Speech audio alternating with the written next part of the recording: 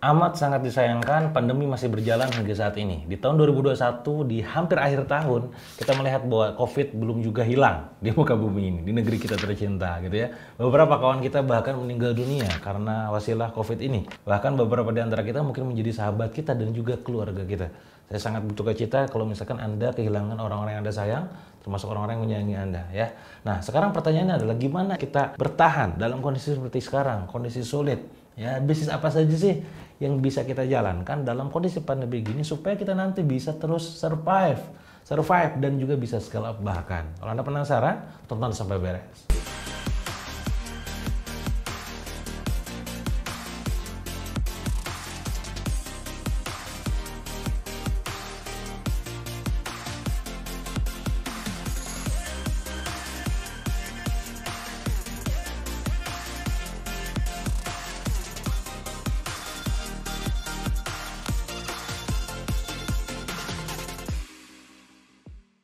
Oke kawan-kawan semua, di video kali ini saya ingin banyak bahas tentang pandemi. Seperti yang Anda tahu, pandemi masih berjalan, masih berlangsung. Kita masih PPKM, walaupun PPKM berubah-berubah namanya. Dan terus diperpanjang. Ya, semoga ini tidak menyurutkan semangat kalian untuk terus bertumbuh. By the way, beberapa usaha saya pun kena dampak. Ya, terutama bagian yang sekarang terdampak dengan faktor yang di luar kendali. Contoh adalah pada saat saya bikin sebuah bisnis yang namanya adalah Drink In. Pada saat itu launching di bulan kurang lebih Juni-Juli. Baru 1 bulan langsung tutup. Kenapa? Karena maunya tutup gitu kan. Ya sekarang sedang lagi recovery untuk bikin lagi dengan model yang baru dan alhamdulillah mall udah dibuka gitu ya. Itu adalah satu bisnis yang kena dampak. Bisnis yang kena dampak yang kedua ini adalah di bisnis saya yang Laksmi, apa itu busana nikah ya, wedding. Siapa yang mau nikah dalam kondisi pandemi kayak sekarang? Walaupun orang pengen nikah, tapi kan nikahnya gak mungkin berkerumun gitu. Maka sekali lagi ini sekaligus banyak terdampak. Nah tapi alhamdulillahnya kawan-kawan, di antara sekian banyak bisnis jadinya 80% mungkin saya masih survive. Bahkan beberapa bisa scale up. Nah, pertanyaannya adalah bisnis yang seperti apa sih yang bisa tetap scale, bisa survive dalam kondisi pandemi kayak sekarang? Saya tidak akan menggambarkan jenis bisnisnya apa saja. Yang ingin saya kasih tahu adalah apa ciri-ciri bisnis tersebut yang bisa bertahan dalam kondisi kayak begini. Apa itu? Nomor 1, pastikan Anda bisa cepat dalam beradaptasi dengan zaman. Bagaimana sekarang beradaptasi dengan zaman? Di saat orang sekarang katakanlah kayak saya, dulunya jualan di mall, gimana caranya berubah channel distribusinya? Bisa gak sih masuk ojol? Bisa gak sih jualannya sekarang pakai galonan ataupun pakai botolan gitu ya? Harus adaptasi. Kalau misalkan itu membuat kita akhirnya terkunci, tidak bisa berjualan, coba berpikir kira-kira apa yang bisa kita ubah? Channel promosinya kah? Channel distribusinya kah? Media promosinya kah? Cara jualannya kah? Angle-nya kah? Segmen pasarnya kah? Atau apa yang mesti kita ubah? Ini harus kita adaptasikan. Kalau misalkan kita gak bisa beradaptasi dengan zaman, wah, siap-siap bakal hilang dari zaman. Ya, kita belajar dari fenomena Nokia dulu. Saya dulu masih pakai HP Nokia dulu, sekarang udah nggak ada. Karena mereknya udah nggak ada. Dulu saya sering difoto pakai Kodak, sekarang mana ada?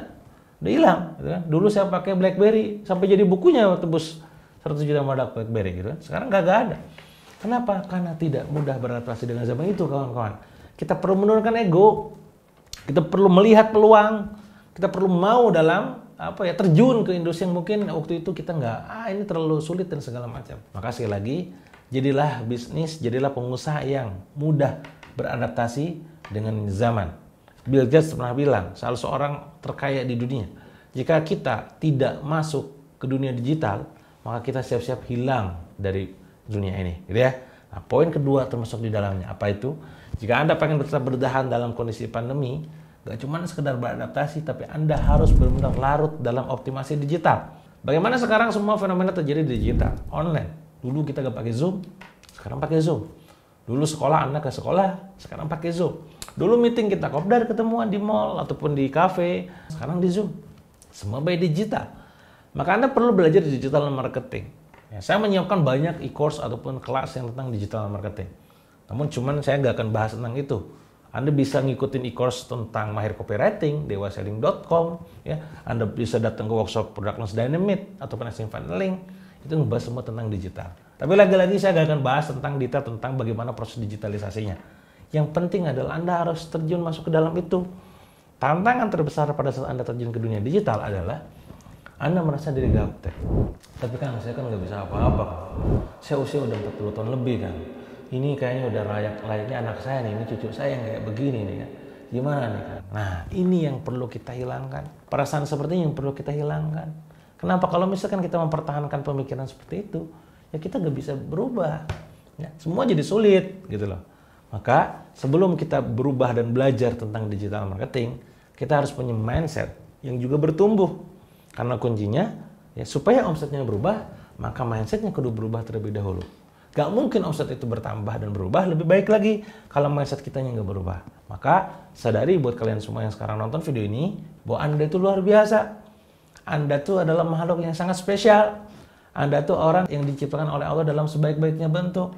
Sesulit apapun itu ilmu digital marketing, Facebook, Instagram, TikTok, YouTube, SEO, marketplace, copywriting, teknik closing, persuasi, viral, dan segala macamnya itu.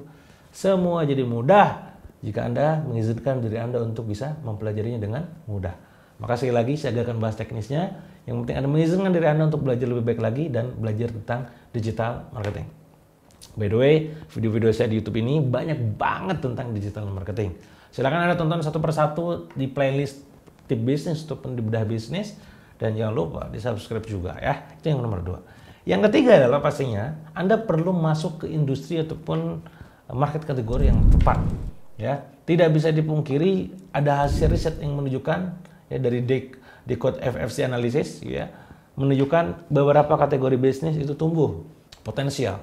Beberapa kategori industri bisnis itu down ataupun turun. Apa yang tumbuh? Ternyata yang sangat tumbuh signifikan dalam kondisi Covid udah jelas medical supply and services. Ya, jadi kalau Anda sekarang pengen tumbuh di bisnis kayak sekarang nih industri pandemi, ya mau terjun ke dalam industri medical supply dan services. Jualan masker, ya, jualan obat, jualan herbal, apapun. Ya, saya pribadi punya produk propolis, herbal dan segala macam. Nah, itu yang kita lakukan. Kenapa? Karena itu yang dibutuhkan sekarang. Ya, vitamin gitu, nah itu yang dibutuhkan sekarang. Itu nomor 1. Yang kedua, apa itu yang tumbuh? Food processing and retail. Tapi positioning tempatnya itu sangat menentukan.